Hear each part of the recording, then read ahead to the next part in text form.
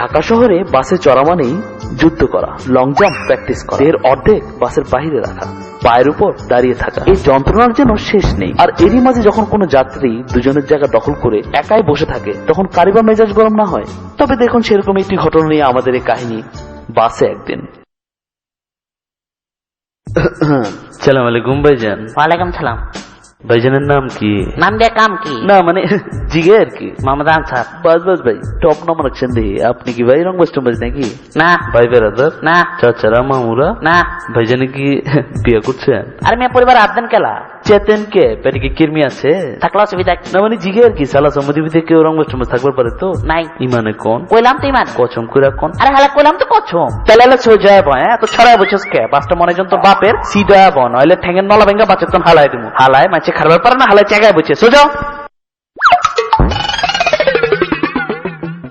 কি বুঝলেন? সোজা আঙুলে ঘি না উঠলে আঙুল বাঁকা করতে হয়।